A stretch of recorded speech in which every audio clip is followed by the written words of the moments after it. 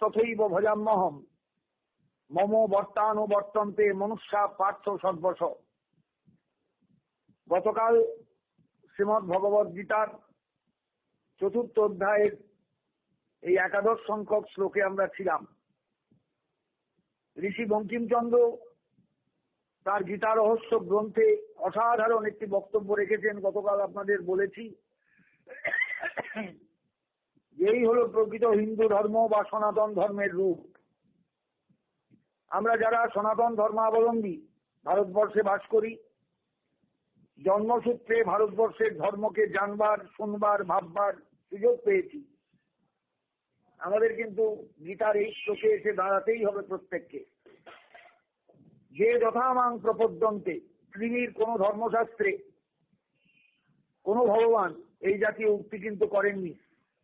Bible, কোরআন, জরাথুস্ট্রীয় গ্রন্থ, ইহুদিদের গ্রন্থ, কোথাও নেই কিন্তু এই জাতীয় কথা। যে আমাকে যেভাবে আশ্রয় করে,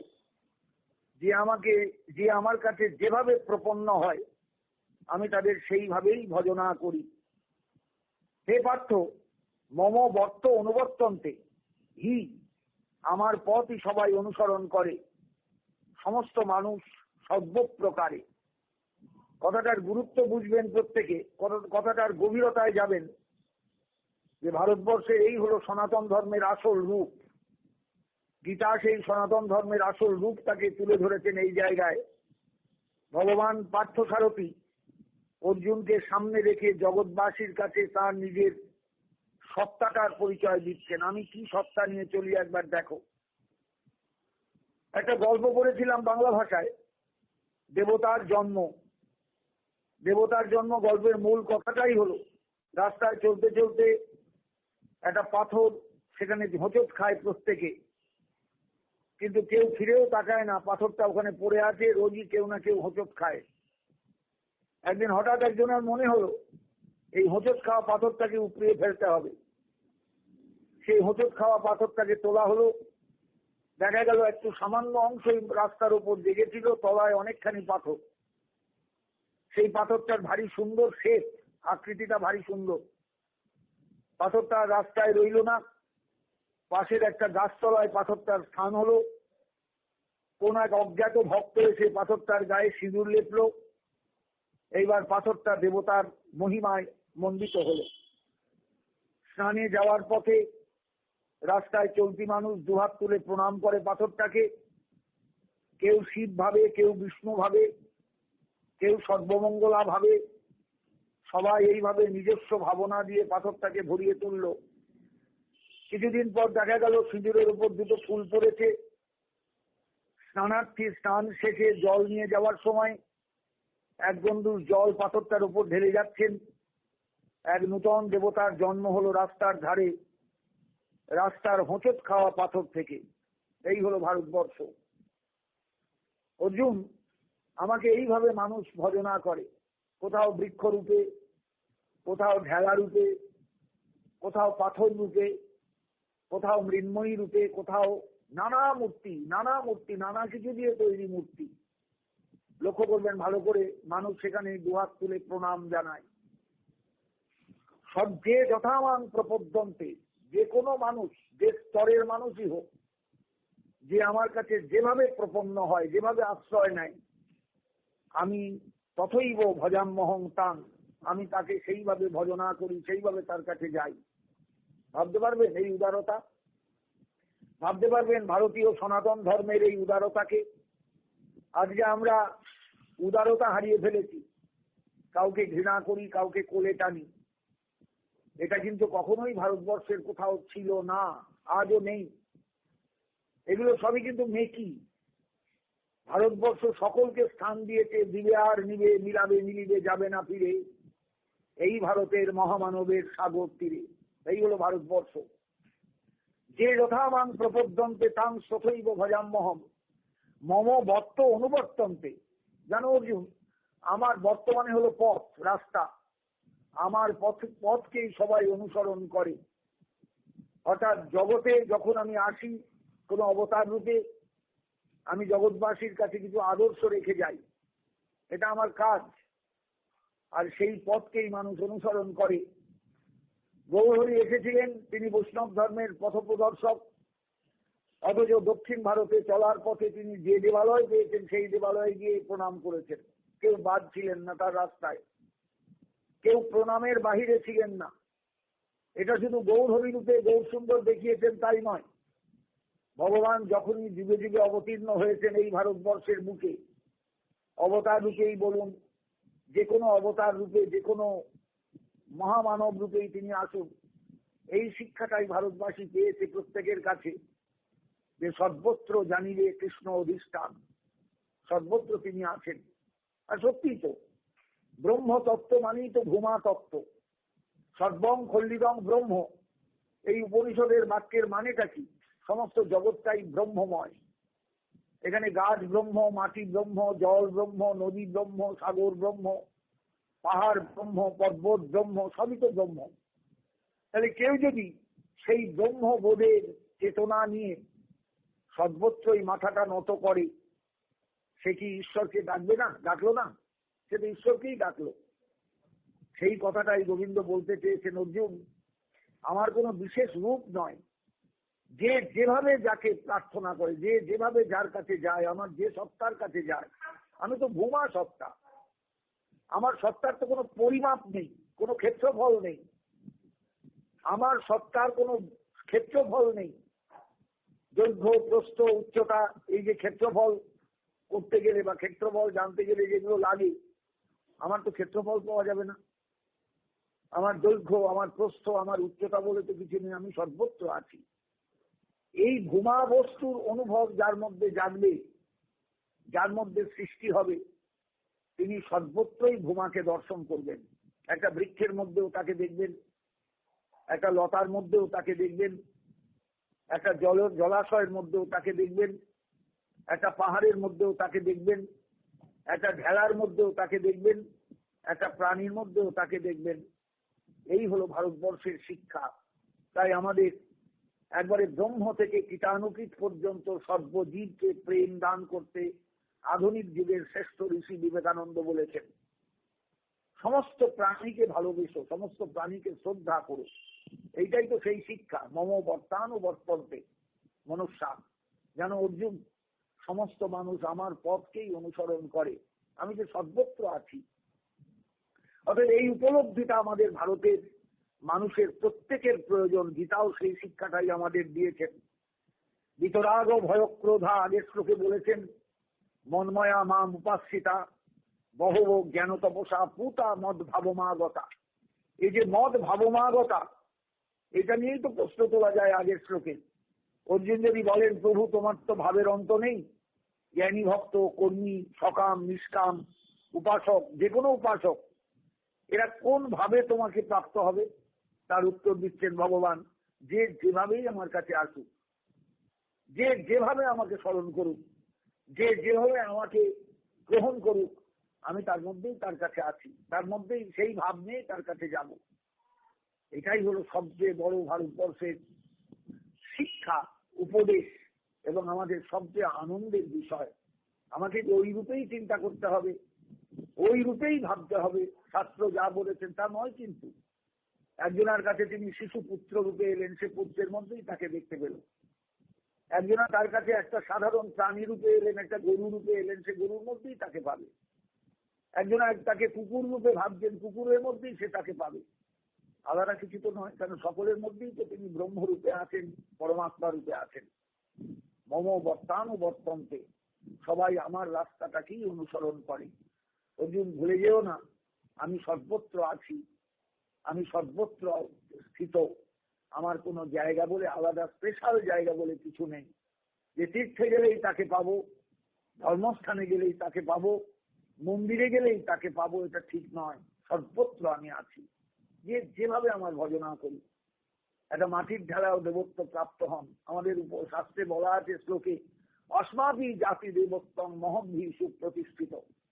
ওই যে প্রথমেই দেবতার জন্ম গল্পটার কথা বললাম, যিনি ঢেলাটা তুললেন, পাথরের টুকরোটাকে তুললেন রাস্তা থেকে, তিনি হয়তো একটা অন্য ভাব নিয়ে তুললেন, ইনি মহৎ।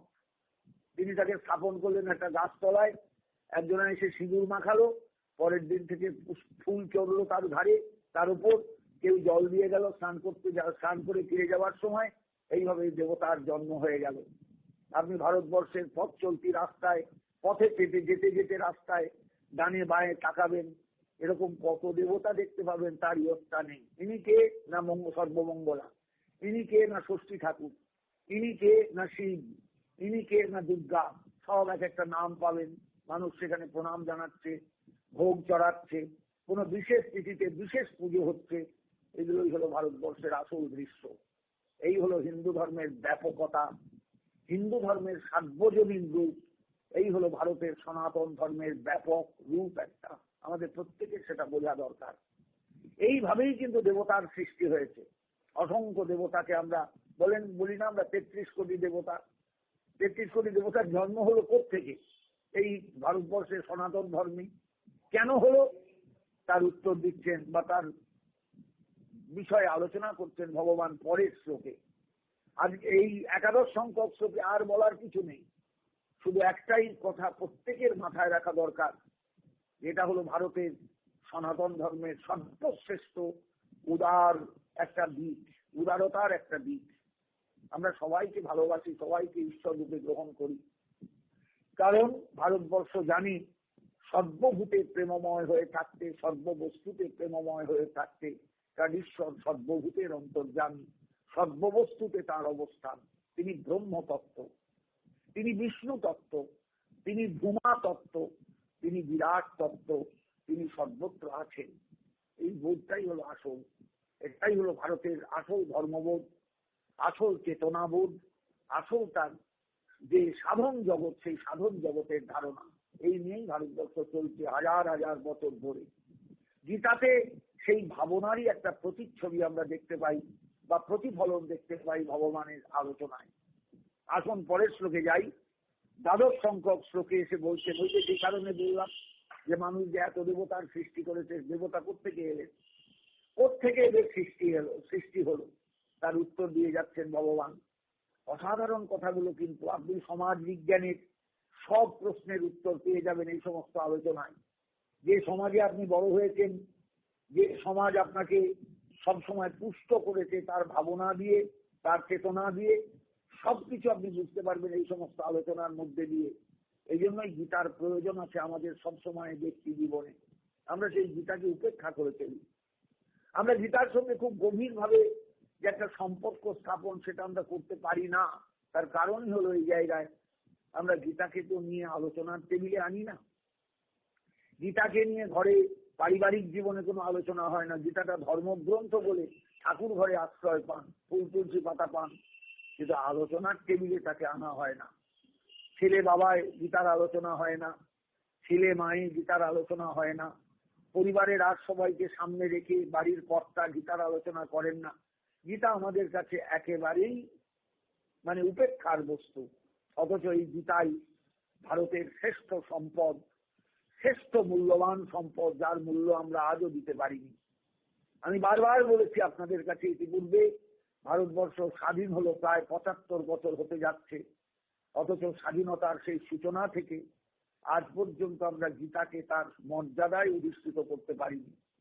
আমরা বেদকে আমাদের ধর্মগ্রন্থ বলে খালাস, কিন্তু বেদ কজনা বোঝেন, বেদ কজনা চেনেন, বেদের মন্ত্র কজনা বলতে পারবেন, কেউ নয়। কিন্তু গীতা ভারতের ঘরে ঘরে আছে। গীতা কিন্তু সেই বেদেরই সারার্থ, কারণ বেদের একটা অংশই উপনিষদ, যেটা বেদের সারার্থ। সেই উপনিষদেরই সারার্থ হলেন শ্রীমদ্ ভগবৎ গীতা। অর্থাৎ গীতার যে অবস্থান আমাদের সর্বত্র, সব গৃহে যে আছে, এটা থাকা সত্ত্বেও আমরা গীতার প্রতি অনীহাগ্রস্ত কেন? গীতার আলোচনাকে আমরা গ্রাহ্যের মধ্যে আনি না কেন? তার কারণই হলো আমরা মনে করি সবাই আমরা গীতা বুঝে যাই, বুঝে গিয়েছি, আমাদের আর গীতা নতুন করে বোঝার কিছু নেই। কিন্তু কাউকে যদি জিজ্ঞাসা করা যায় একটাও সদুত্তর পাবেন না, কারণ মানুষ সেইভাবে গীতাকে গভীরভাবে অন্তরের থেকে গ্রহণ করতে আজও পারেনি। অথচ দেশটা স্বাধীন হলো 75 বছর, আমাদের স্বাধীনতা তাহলে কোথায় এলো? আমরা এখনো তো সত্যিকারের যে গ্রন্থটা, ধর্মগ্রন্থের মর্যাদা পাওয়া উচিত, যার উচিত ছিল, সেই মর্যাদা কিন্তু গীতা পেলেন না। আমাদের ঘরে ঘরে গীতা থাকলেও, আমাদের ঘরে ঘরে গীতা পঠিত হলেও আমরা গীতার সারমর্ম কেউ বুঝি না, সারার্থ কেউ বুঝি না। কাউকে জিজ্ঞাসা করলেও আপনি সারার্থ পাবেন না। ওই হ্যাঁ গীতা, হ্যাঁ পড়ি পড়ি, রোজ পড়ি রোজ পড়ি রোজ পড়ি রোজ পড়ি। আপনি তো উত্তর শুনে চমকে যাবেন। এবার একটা শ্লোকের ব্যাখ্যা জিজ্ঞাসা করুন, আর কিন্তু বলতে পারবেন না, আমতা আমতা করবেন। হ্যাঁ পড়েছিলাম অনেকদিন আগে, এখন একটু ভাষা ভাষা মনে আছে, ঠিক সবটা মনে নেই। এই উত্তর পাবেন আপনি শিক্ষিত মানুষের কাছে, সংস্কৃতজ্ঞ মানুষের কাছেও। যারা সংস্কৃত জানেন তারা নিজেদের পড়াশোনার মধ্যেও থাকে, পড়াশোনার মধ্যে থাকলেও সবাই কিন্তু গীতা আলোচনার মধ্যে থাকেন না। যে শাস্ত্রটি বা যে গ্রন্থটি আমাদের জীবনকে গঠন করতে পারত, জীবনকে তৈরি করতে পারত, জীবনটাকে আরো উন্নত আরো উন্নত আরো উন্নত করতে পারত, সেই গ্রন্থটার প্রতি উপেক্ষা ভারতবাসীর জীবনে সত্যি বেদনাদায়ক, সত্যি কষ্টদায়ক। সেই জন্যই আমার এই গীতার আলোচনায় বসা, সেই জন্যই প্রতিদিন রিক্যাপিচুলেশন, পুনরাবৃত্তি, পুরনো কথার আলোচনা। তার কারণ আর কিচ্ছু নয়, যারা সাধারণ মানুষ, যারা গীতার আলোচনা বোঝে না, যারা গীতার আলোচনার ভেতরে ঢুকতে পারে না, তাদের কানে যাতে গীতার কথাগুলো যায়, গীতার অনুভবটা যায়, একটু দানা বাঁধে, তার জন্যই আমার এই আলোচনা। পরের শ্লোকে ভগবান বলছেন, যদি অর্জুন প্রশ্ন করেন তোমার যদি অনন্ত ভাব, সবাই যদি এক এক ভাবে ভজন করে তাহলে কি হবে? বলছে তাহলে বহু দেবতার সৃষ্টি হবে। তাই তো হয়েছে ভারতবর্ষে, আমরা লক্ষ কোটি দেবতার জন্ম দিয়েছি, বহু দেবতা। ইনি অমুক ডিপার্টমেন্টের অধিকারী, উনি তমুক ডিপার্টমেন্টের অধিকারী, এক একটা যেমন আধিকারিক থাকে সরকারি অফিসে, ওই বস এই ডিপার্টমেন্টের বস, ওই বস ওই ডিপার্টমেন্টের বস। এক এক জায়গায় অফিস দেখবেন, কলকাতায় গেলে রাইটার্স এখন হারিয়ে গেছে, নবান্নে অনেক অফিস দপ্তর, অমুক জায়গায় পার্ক স্ট্রিটে অমুক দপ্তর, অমুক জায়গায় নিউজ সেক্রেটারিতে অমুক দপ্তর, সব জায়গায় আলাদা আলাদা আধিকারিক। সেই আধিকারিক মানে অফিসারের মতন, আধিকারিক মানেই অফিসার, তিনি সই করার মালিক। তার মতনই যেন অজস্র দেবতার জন্ম ভারতবর্ষে হয়েছে। মানুষ বিভ্রান্ত হয়ে যায়। কেন বিভ্রান্ত হয় জানেন? পরের শ্লোকে গোবিন্দ বলছেন, কাঙ্ক্ষন্ত কর্মনাং সিদ্ধিং যজন্ত ইহ দেবতা, ক্ষিপ্রম হি মানুষের লোকে সিদ্ধির ভবতি কর্মজা। আমি তোমায় অর্জুন আগেই বলেছি, কর্মের হাত থেকে কারুর কিন্তু নিস্তার নেই, সবাই কিন্তু কর্মী। আমরা এক রহমার জন্য কর্ম ছেড়ে থাকতে পারি না। চুপ করে যদি বসে থাকি, আমার মন 7 দিকে ঘুরে বেড়াবে, 10 দিকে ঘুরে বেড়াবে, মন কর্ম করে যাবে। আর তাই আমরা প্রতিনিয়ত কর্মজনিত কারণে বহু দেবতার যে একটা মানে অত্যন্ত সমর্থন আমাদের প্রতি টানবার চেষ্টা করি। বিদ্যার দেবী সরস্বতী, তাকে যদি সন্তুষ্ট না রাখি বিদ্যা পাবো না। ধনদেবী লক্ষ্মী, তাকে যদি সন্তুষ্ট না রাখি পয়সা করি থাকবে না। ওই আমার নাট বল্টুটা যদি টাইট না থাকে আমার কারখানা চলবে না। অতএব বিশ্বকর্মাকে সন্তুষ্ট রাখতে হবে, সিদ্ধিদাতা গণেশকেও সন্তুষ্ট রাখতে হবে। আমরা অসংখ্য দেবতার সৃষ্টি করেছি আমাদের চারপাশে, কে আসল কে নকল কিচ্ছু বুঝি না।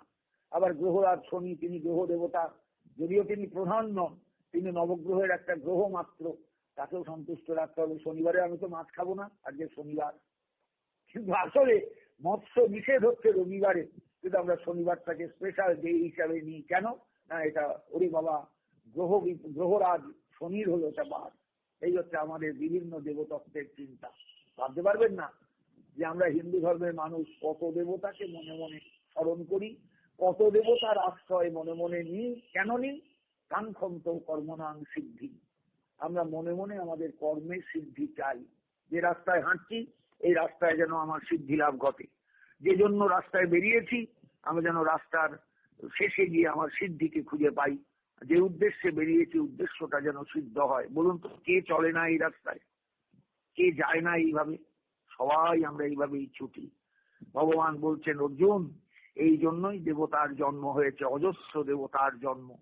শুধু ওই পায়ের একটা ঢেলা মাপ পায়ে লাগলো আর দেবতার জন্ম হলো তা নয়, কিন্তু তা নয়। ছোটবেলায় বাবার হাত ধরে গঙ্গার স্থানে যেতাম, এক সাধু এসে শিবাসঙ্গন ঘাটে হঠাৎ দেখি ডেরা নিয়েছেন। তখন এত লোকজন ছিল না, সাধু রয়েছেন, লাল কাপড় পরা সাধু, লাল কাপড় পরা সাধু যদি দেখি তাকে, ওমা হঠাৎ একদিন দেখি শিবলিঙ্গ প্রতিষ্ঠা হয়ে গেল তার। সাধু কবে হারিয়ে গেলেন, শিবলিঙ্গ কিন্তু আজও আছে। রোজ মানুষ গঙ্গার থেকে ফিরবার সময় মাথায় জল দেয়। আর এক মানে অবাঙালি সাধু এসে একটা লক্ষ্মীনারায়ণের মূর্তি প্রতিষ্ঠা করলেন বটগাছের তলায়। সেই সাধু কবে মরে গেলেন। সেই লক্ষ্মীনারায়ণ মন্দিরের সেবক এখন এক বাবাজি। সেই লক্ষ্মীনারায়ণ মন্দির কিন্তু আজও আছে। এইভাবেই কিন্তু গঙ্গার ঘাটে ঘাটে, রাস্তার ডানে বাঁয়ে কত দেব মন্দির দেখতে পাবেন আপনারা, তার ইয়ত্তা নেই। কেন দেব মন্দিরগুলো সৃষ্টি হয়? প্রতিদিন দেখবেন শনিবারে শনিবারে, আমি নবদ্বীপে 25-30 বছর আগে এত শনির বেদি দেখিনি, কিন্তু এখন নবদ্বীপে সব মোড়ে দেখবেন এক একটা করে শনির বেদি।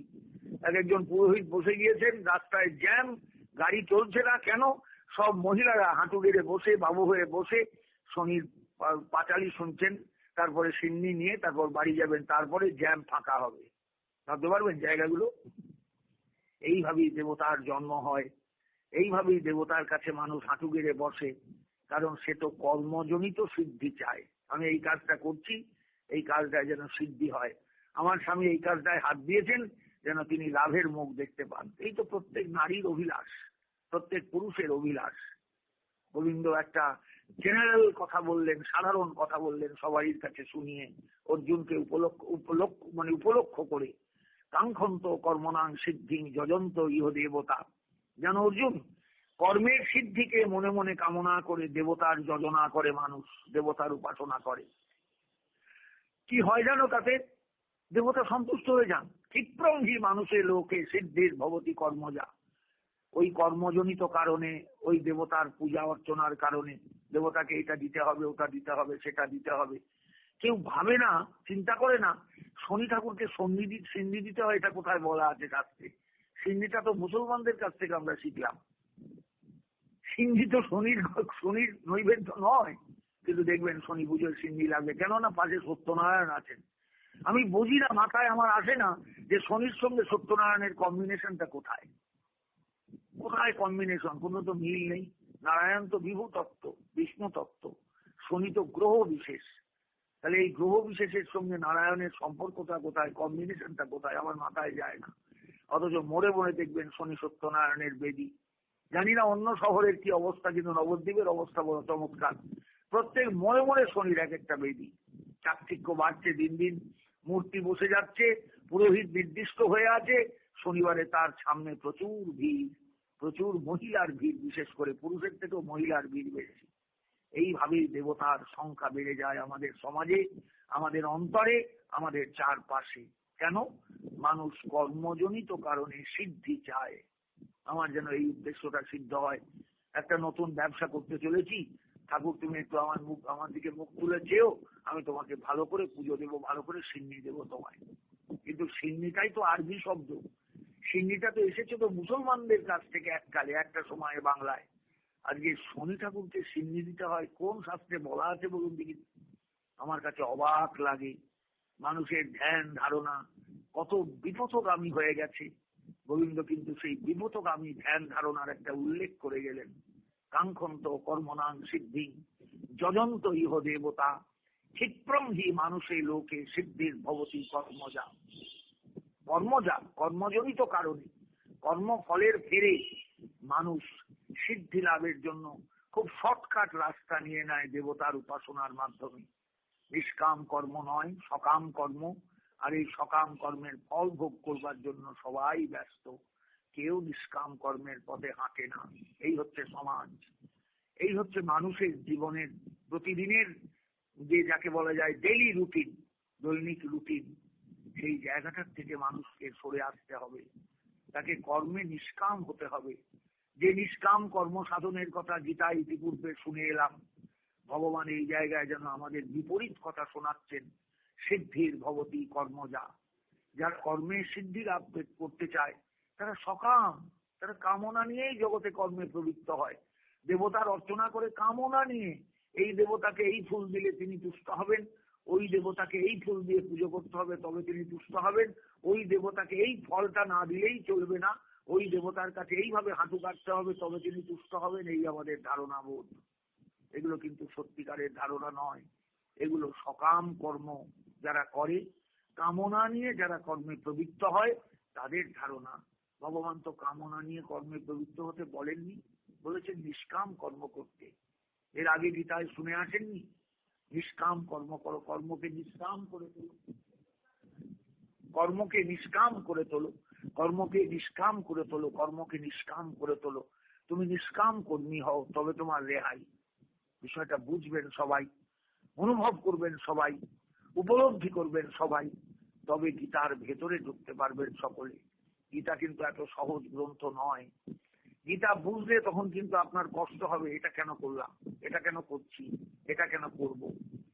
আর গীতা না বুঝে চললে অনেক কিছু করবেন। সেই জন্যই গীতার আলোচনা আমাদের সমাজে দরকার, আমাদের পরিবারে দরকার,